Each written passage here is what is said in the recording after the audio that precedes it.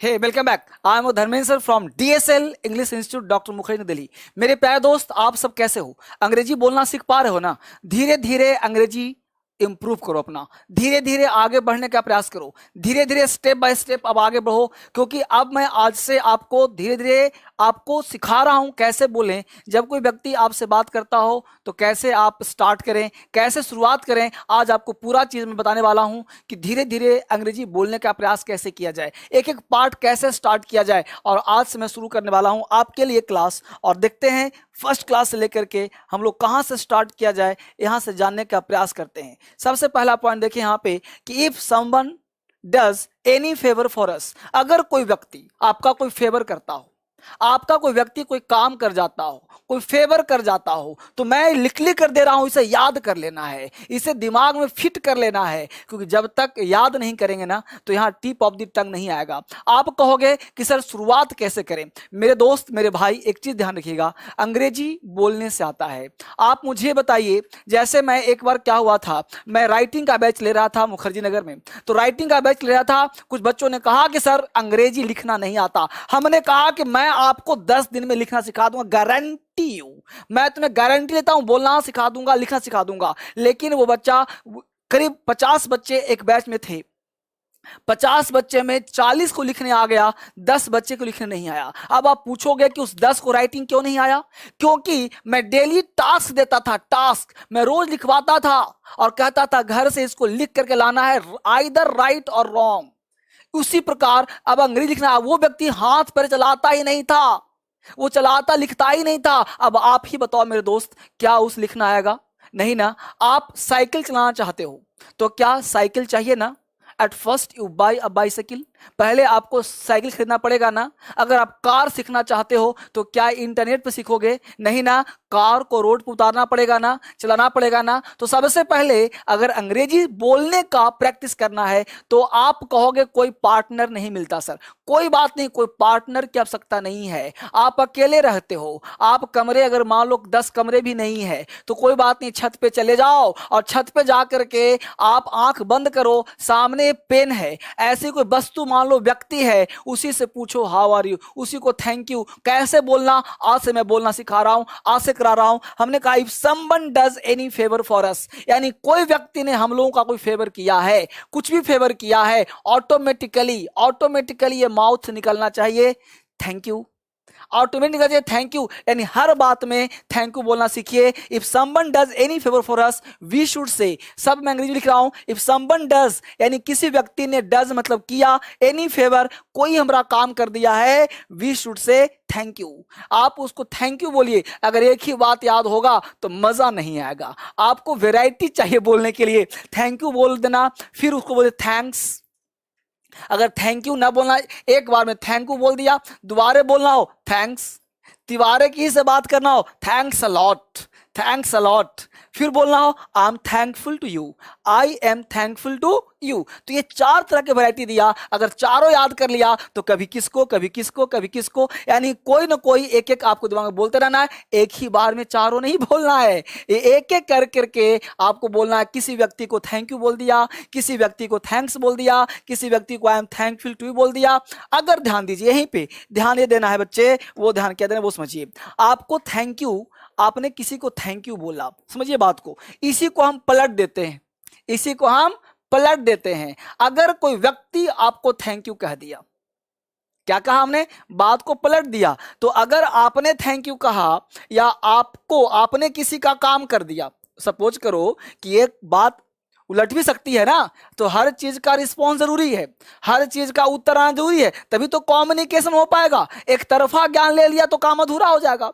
तो अगर आपने if someone does any favour for us we should say, हम लोगों को थैंक यू बोलना चाहिए, तो आपने थैंक यू बोल दिया। अब इस बात को उलट दीजिए कि आपने किसी का अच्छा काम कर दिया, आपने किसी का भला कर दिया, कोई हेल्प कर दिया, कोई मदद कर दिया, किसी को खाना पहुंचा दिया, किसी को मास्क पहुंचा दिया, किसी को फोन कर लिया और उसने कह दिया थैंक यू, तो आपको जवाब देना है यू आर वेलकम।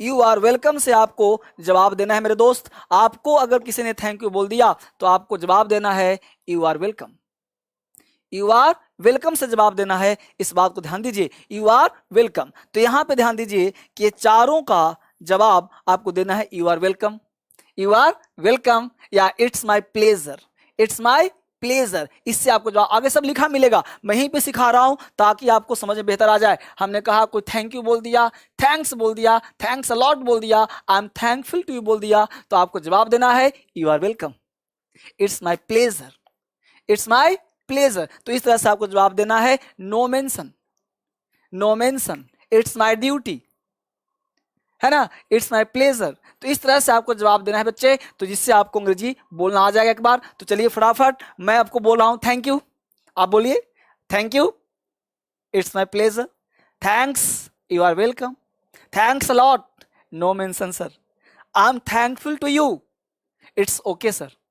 यानी कि स्वीकार कर लिया, चारों का जवाब ने दे दिया। आपको भी ऐसी प्रैक्टिस करना है, बोलने का प्रैक्टिस करेंगे तब अंग्रेजी बोलना आएगा। अब देखते हैं अगले पॉइंट पे कि अगला पॉइंट हम लोगों का क्या कहता है। अब यहां पे देखा अगला कॉन्सेप्ट कहता है, ये दूसरा पॉइंट हम लोगों का है, ये सेकंड पॉइंट है कि if you are not getting any point you should say. अगर आप किसी के पॉइंट को समझ नहीं पाए हो, सपोज दैट कि मैं कुछ बोल रहा हूं, मैं आपको पढ़ा रहा हूं, आपको नहीं समझ में आ रहा है, तो आपको बोलना है सॉरी। आपको क्या बोलना है? सॉरी, सॉरी, है ना। तो आपको सॉरी कहना है। अभी आपको मैं एक बात बताऊं फिर से एक बार, at first you should not mind about an on. कभी भी आपको ध्यान दीजिएगा कि जब आप speaking, while speaking, you should not mind on pronunciation. आप कभी भी स्टार्टिंग में जब आप शुरुआत कर रहे हो तो आप प्रोनाउंसिएशन पर ध्यान नहीं देना है, आपको पहले ध्यान देना है स्पीकिंग करने पे।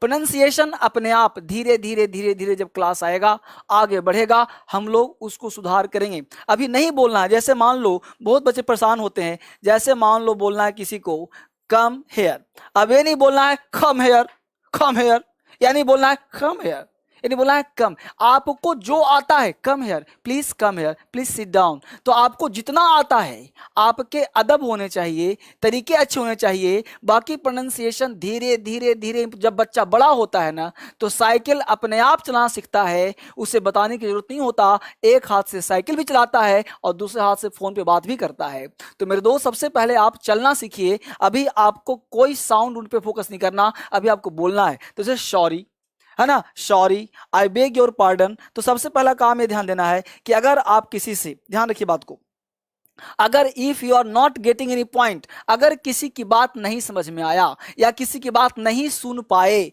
You should say. अगर आप कोई व्यक्ति बोला, आप वहीं पे, यहाँ पे तो मैं दूर हूं आपसे, वहीं पे घर में ही जो है माता पिता भाई बहन दोस्त यार कोई भी, या फोन पे बात कर रहे हो, कोई बात आपको नहीं समझ में आया या बात नहीं सुन पाए, आप क्लियर वॉइस नहीं हुआ, क्लियर टोन नहीं हुआ, तो व्हाट, क्या बोलना है? You should say sorry. तो दोबारा अपने आप बोलेगा, यू शुड से आई beg your pardon, I beg your pardon. या बोलना है excuse me, excuse me.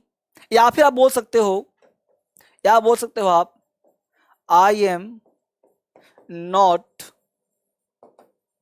Getting your point, I am not getting your point, I am not getting your point, है ना। या बोल सकते हो आप, आई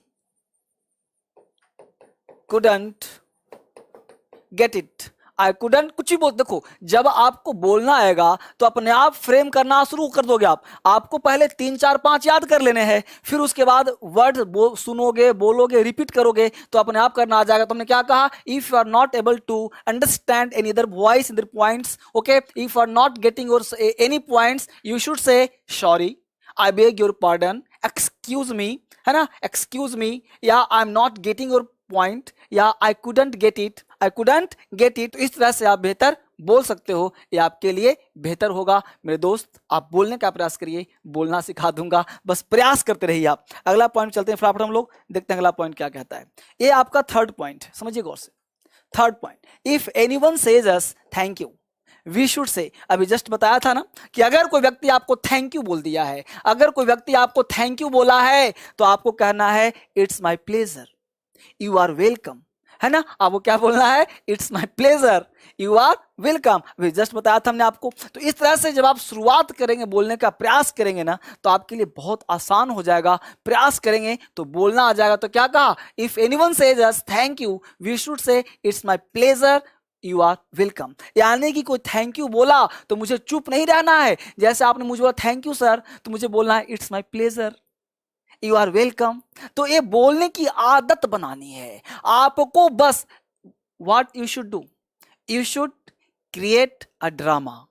After some times drama comes true.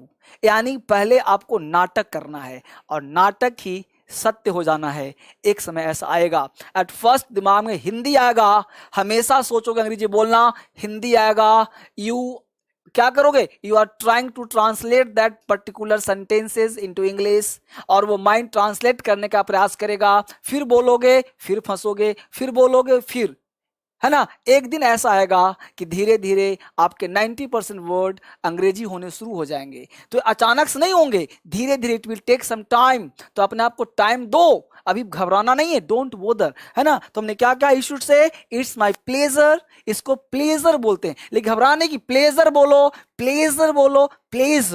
अब जिसके बताया होगा कि आर साइलेंट होता है, लेकिन ये साइलेंट पढ़ाऊंगा आगे, है ना, आगे बात करूंगा आपसे। You are welcome, you are welcome, ठीक है बच्चे।